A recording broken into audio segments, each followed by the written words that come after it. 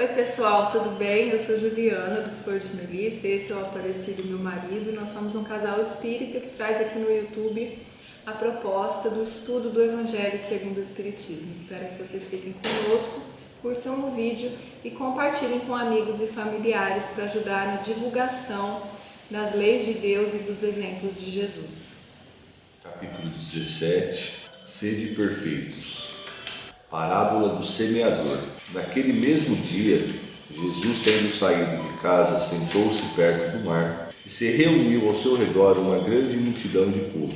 Por isso ele subiu num barco, onde se sentou todo o povo estando na margem, e lhes disse muitas coisas por parábolas, falando-lhes desta maneira: aquele que semeia saiu a semear. E enquanto semeava, uma parte da semente caiu ao longo do caminho, e vindo os pássaros do céu a comeram. Outra caiu nos lugares pedregosos, onde não havia muita terra, e logo nasceu, porque a terra onde estava não tinha profundidade. Mas o sol, tendo se erguido em seguida, a queimou, e como não tinha raízes, secou. Outra caiu nos espinheiros, e os espinhos, vindo a crescer, a sufocaram. Outra, enfim, caiu na boa terra e deu frutos, alguns grãos rendendo 100 por um, outros 60 e outros 30. Que ouça aquele que tem ouvidos para ouvir. São Mateus capítulo 13, versículo de 1 a 9. Escutai, pois, vós outros, a parábola do semeador. Todo aquele que escuta a palavra do reino e não lhe dá atenção, o espírito maligno vem e arrebata o que havia sido semeado em seu coração. É aquele que recebeu a semente ao longo do caminho. Aquele que recebeu a semente no meio das pedras é o que escuta a palavra e que a recebe na hora, mesmo com alegria, mas ele não tem em si raízes e não está senão por um tempo. E quando sobrevêm os obstáculos e as perseguições por causa da palavra, a toma logo como um objeto de escândalo e de queda. Aquele que recebe a semente entre os espinhos é o que ouve a palavra, mas em seguida os cuidados deste mundo e a ilusão das riquezas sufocam em si essa palavra e a tornam infrutífera. Mas aquele que recebe a semente numa boa terra é aquele que escuta a palavra, que lhe presta atenção e que dá fruto e rende 100 ou 60 ou 30 por um. São Mateus capítulo 13, versículo 18 a 23. Vamos elevar os nossos pensamentos a Deus, nosso Pai, Jesus, o nosso Mestre querido, aproveitando a energia da equipe espiritual que preparou este ambiente antes da nossa chegada, abrindo os nossos corações para receber os companheiros da espiritualidade que aqui são trazidos e fazermos a nossa reflexão íntima sobre a parábola lida agora. Como estamos nos comportando diante dos ensinamentos de Jesus, diante da palavra do nosso Deus, diante da nossa consciência que já nos sinaliza o que estamos fazendo de errado e o orgulho sufoca a oportunidade de transformação dos nossos sentimentos. Que consigamos vigiar os nossos pensamentos para sermos uma pessoa melhor a cada dia que temos a oportunidade de acordar. Seja em qual for o ambiente que estivermos, qual for a situação, que consigamos colocar a humildade diante do nosso orgulho para perseverar na caminhada do amor, que tanto acalma, mas que tanto incomoda também, porque ele duela um orgulho com as mazelas que existem em nossos corações e ainda nos fazem ficar enraizados neste mal que tanto incomoda e atrapalha a nossa caminhada evolutiva. Obrigado, Senhor, por esta oportunidade bendita do estudo nesta casa que se inicia e que persevera. Obrigado, Senhor Jesus, que assim seja. Então vamos dar continuidade ao estudo do Evangelho, capítulo 7, Bem-aventurados os pobres de espírito. Semana passada a gente iniciou o que é preciso entender por pobres de espírito. E tem um, bem-aventurados os pobres de espírito, porque deles é o reino dos céus, São Mateus capítulo 5, versículo 3.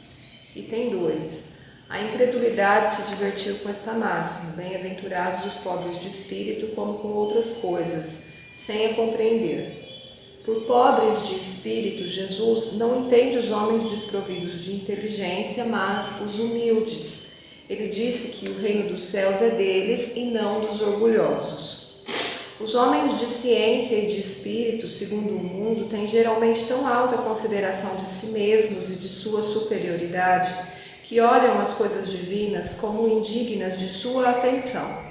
Seus olhares, concentrados sobre sua pessoa, não podem se elevar até Deus. Essa tendência a se crer acima de tudo não os leva, senão, muito frequentemente, a negar o que, estando-lhes acima, poderia rebaixá-los, e a negar mesmo a divindade. Ou, se consentem em admiti-la, contestam-lhe um dos seus mais belos atributos, sua ação providencial sobre as coisas deste mundo, persuadidos de que só eles bastam para bem governá-lo.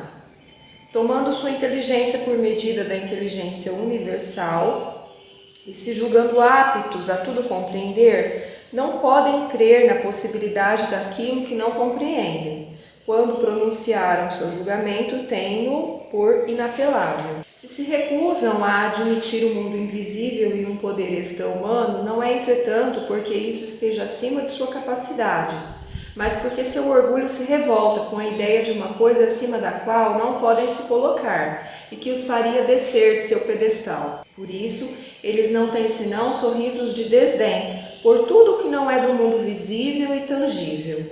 Se atribui muito de espírito e de ciência para crerem nestas coisas, segundo eles, boas para as pessoas simples, tendo aqueles que as levam a sério por pobres de espírito. Bom, gente, a semana passada a gente falou bastante sobre isso, né? Eu falei da incredulidade, do orgulho, do egoísmo. Todas as nossas mazelas, elas estão enraizadas no orgulho e no egoísmo. Tudo nasce do orgulho e do egoísmo, né? O orgulho e o egoísmo são os pais de todas as outras mazelas que vão nascendo dentro do nosso coração e que vão reverberando nas nossas ações. A gente tem que combater com bastante força a incredulidade nas coisas vindas de Deus. Porque a incredulidade é o que vai nos levar à revolta, é o que vai nos levar a um sentimento de não aceitação daquilo que está acontecendo comigo. Toda vez que a gente questiona alguma coisa que está acontecendo no mundo, com um sentimento de revolta dentro de nós, com um sentimento de mágoa, de ressentimento, a gente está questionando a Deus, questionando a sua sabedoria e a sua providência perfeita. Então, a gente precisa questionar as coisas, nós precisamos de respostas, como eu disse em estudos passados. O ser humano necessita de algumas respostas, nós necessitamos incessantemente de estudo, de respostas para os nossos anseios. Só que a gente precisa buscar por essas respostas sem a mágoa, sem o ressentimento, sem a revolta. Então, quando acontece alguma coisa na minha vida que me traz uma dificuldade e eu questiono aquilo com o ressentimento, eu estou questionando de uma forma negativa.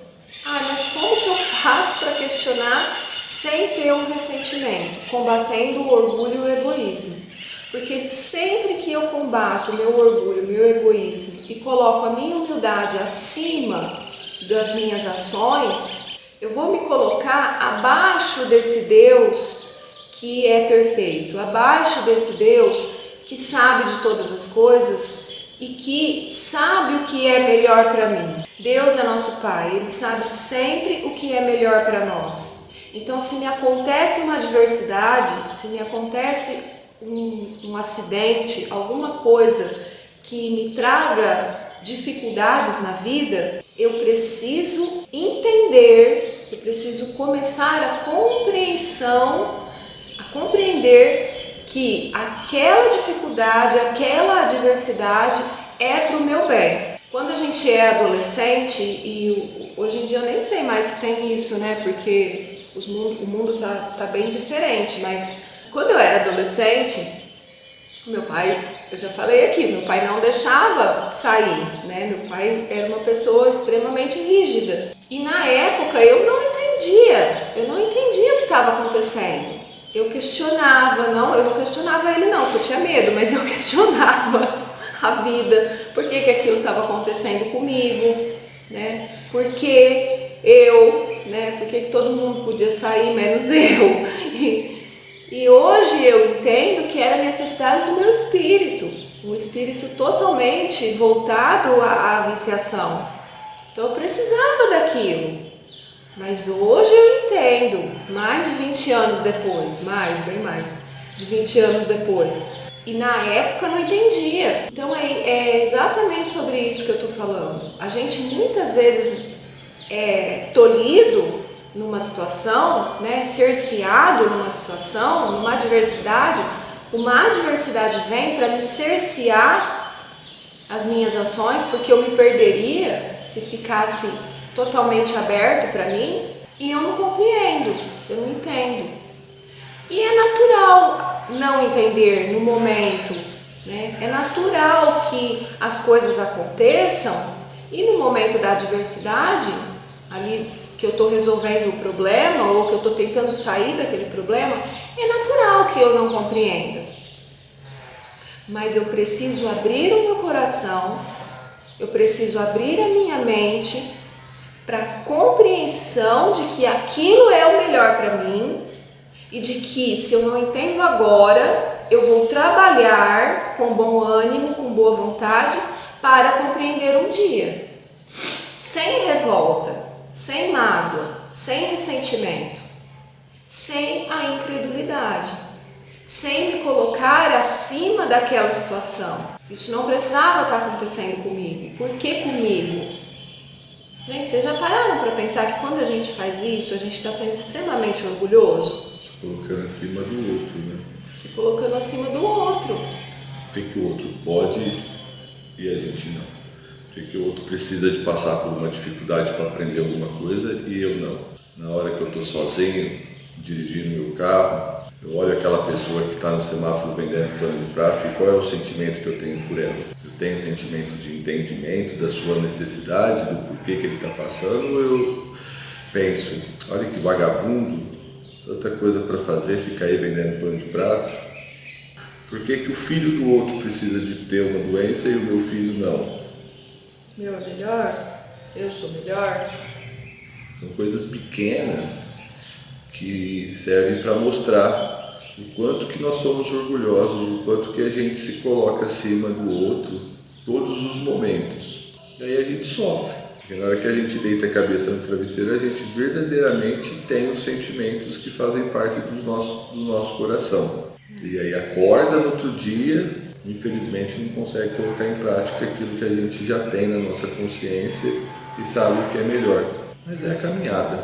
Cada um de nós temos um momento de despertar para essa transformação. Aqui Kardec está fazendo a colocação dos homens de ciência, das pessoas que têm, entre aspas, assim, né, que têm estudo, uma intelectualidade.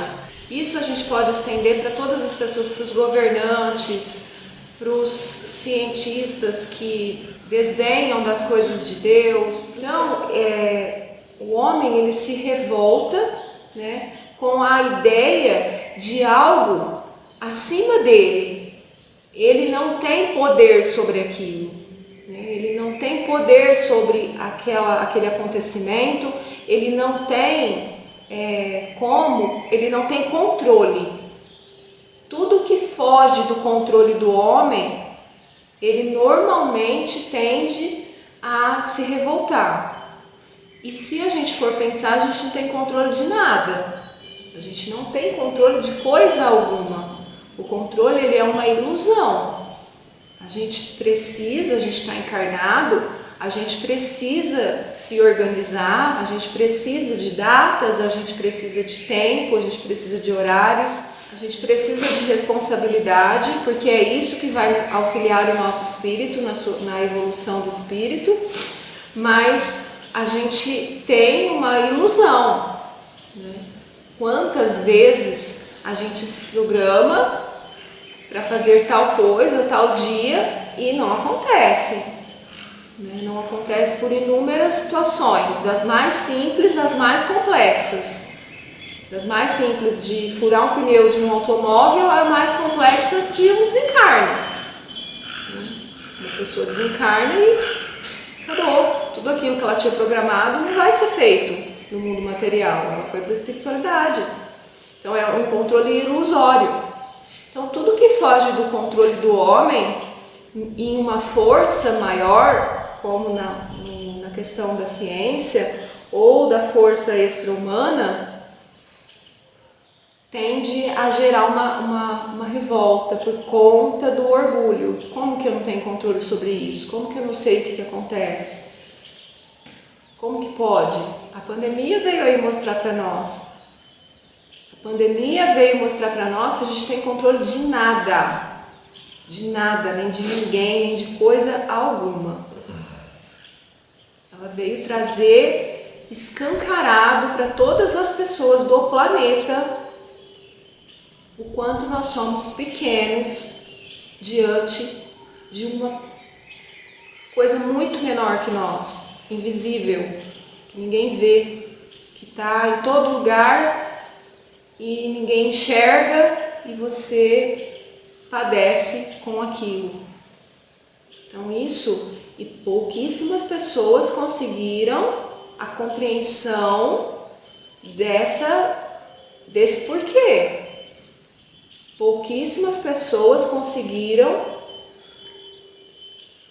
raciocinar a respeito do porquê da pandemia, por que veio essa pandemia, qual a razão dessa pandemia. Então é complicado. Tamanho o orgulho e o egoísmo do ser humano.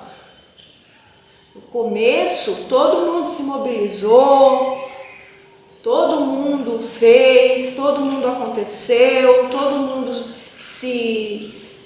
todo mundo ficou maravilhado, né? O planeta está respirando e as coisas estão lindas. Só que todo mundo fez isso porque achou que em 3 meses a pandemia ia passar. Eu vou 3 meses aí, no máximo 4, 5 talvez. Eu vou fazer isso, aí depois volta tudo normal, aí eu chuto o balde. Só que não. Nós estamos até hoje tendo que baixar a cabeça para um vírus. A gente está tendo que se colocar abaixo de algo que nós não enxergamos. Ele ainda é maior que nós. Porque a gente precisa trabalhar o nosso orgulho. A gente precisa trabalhar o nosso egoísmo. Entretanto, o que quer que digam, lhe será preciso entrar como os outros nesse mundo invisível que ridicularizam, quando seus olhos serão abertos e reconhecerão seu erro. Mas Deus, que é justo, não pode receber na mesma categoria aquele que menosprezou seu poder e aquele que se submeteu humildemente às suas leis, nem os igualar. Então aqui ele está falando que o que quer que essas pessoas digam será...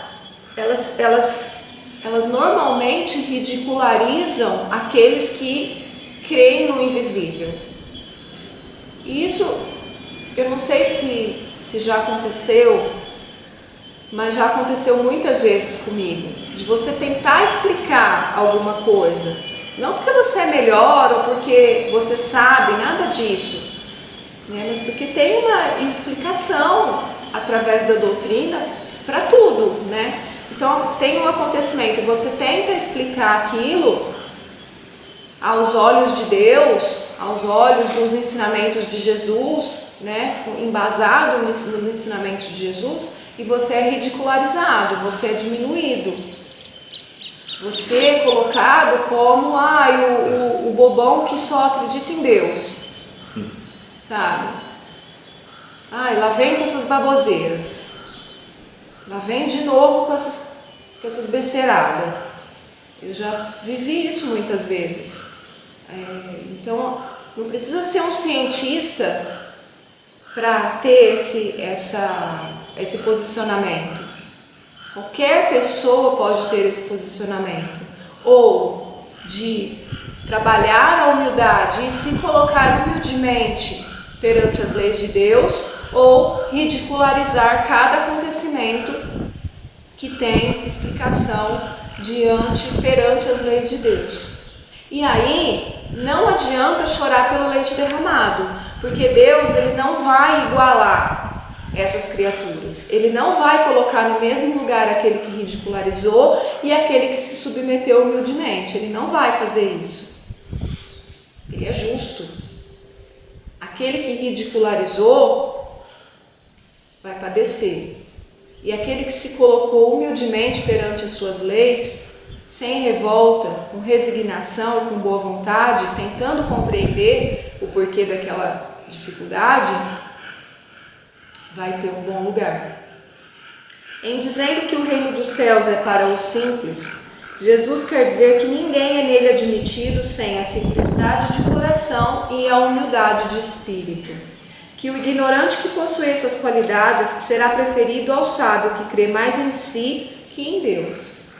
Então, às vezes, aquela pessoa que está no semáforo, não precisa nem estar vendendo pão de prato, às vezes aquele que está fazendo malabares no semáforo, e que eu olho com olhos de reprovação, lá vem de novo esse palhaço me encher o meu saco, querer o meu dinheiro.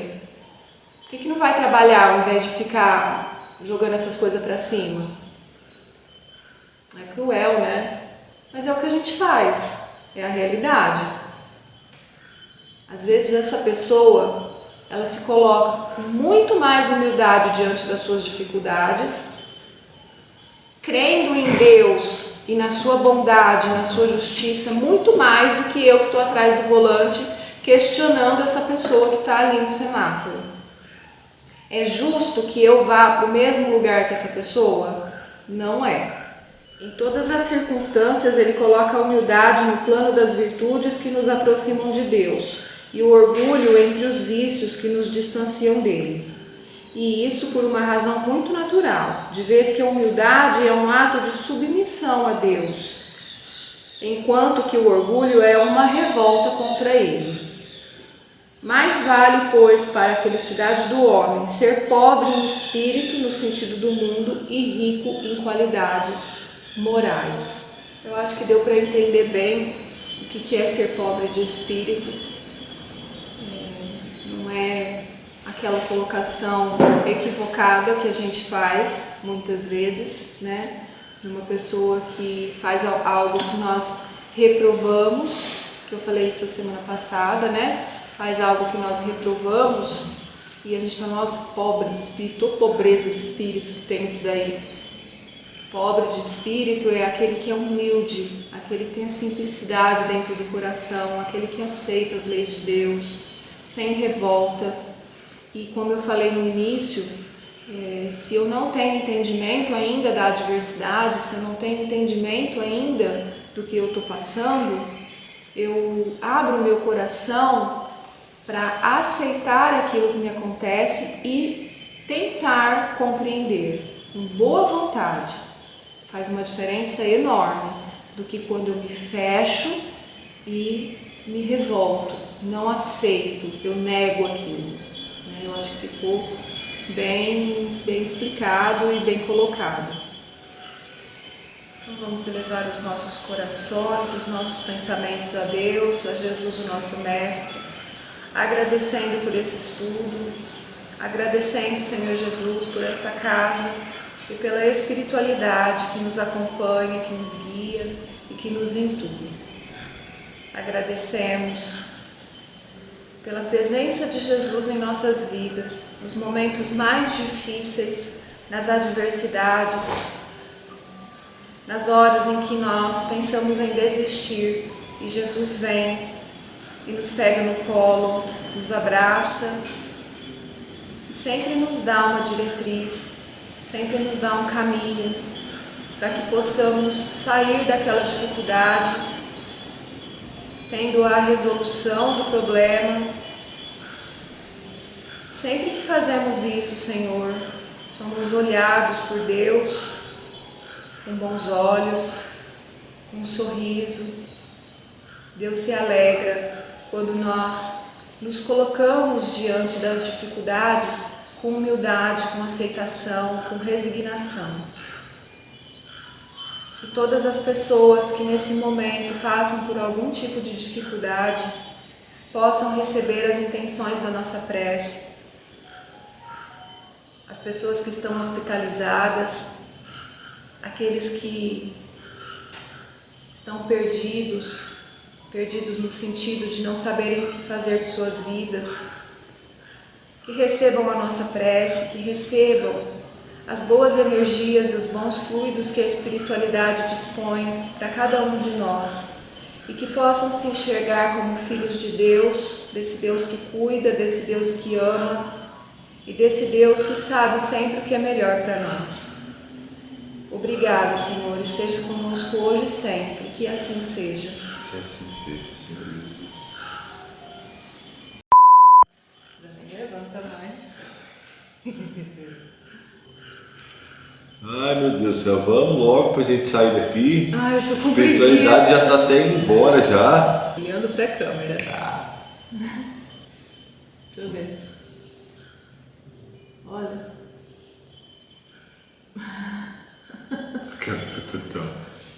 Ai, meu Deus, que patético. Tchau.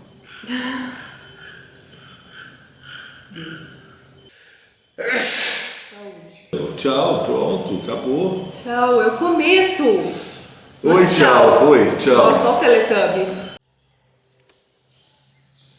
A gente precisa de responsabilidade.